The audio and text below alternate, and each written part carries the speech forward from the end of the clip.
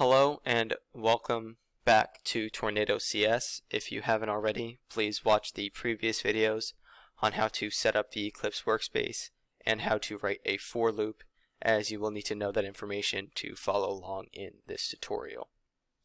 So go ahead and open up your class, and as you can see here, I still have the for loop from last time. That is because a while loop and for loop are very similar. Both of them will reiterate a segment of code for you. The main difference is a while loop can be used when you don't know how many times the code will loop.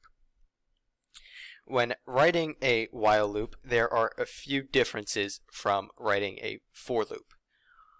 The first is that your control variable must be declared outside of the header. It cannot be declared inside the header, it simply won't work. Next, we write while and then our condition.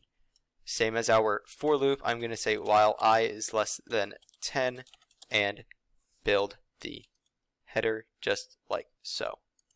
Now, another main difference from a for loop is that your iteration statement, our I++ here, can be written anywhere within the while loop. I can put it at the beginning, I can put it at the end, I can put it somewhere in the middle.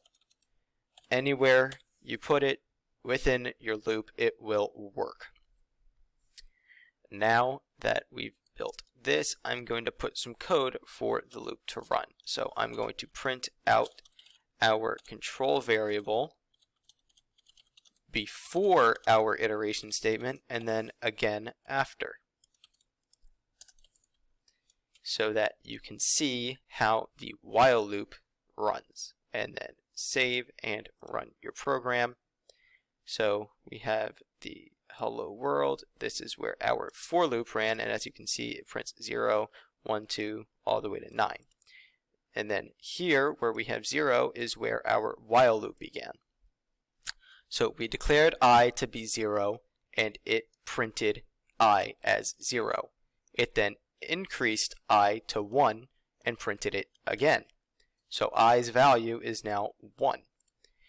It finished that iteration of the loop and went back up. It said, okay, I is still less than 10 and printed out I again, which is 1.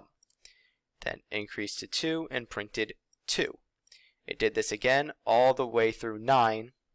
Then, when it printed 9 here, it increased 9 by 1 to 10 here and printed again.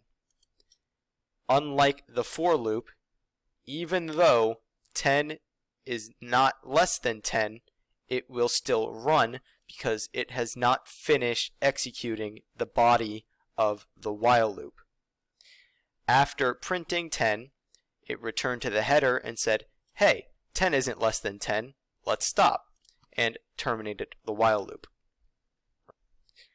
Another thing you can do with while loops is simply evaluate a Boolean.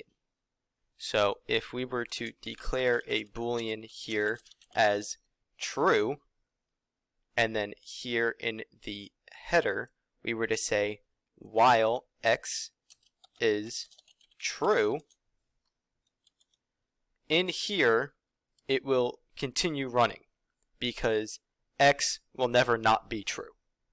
But if in our body here we added a condition saying if I equals 11, set x equal to false.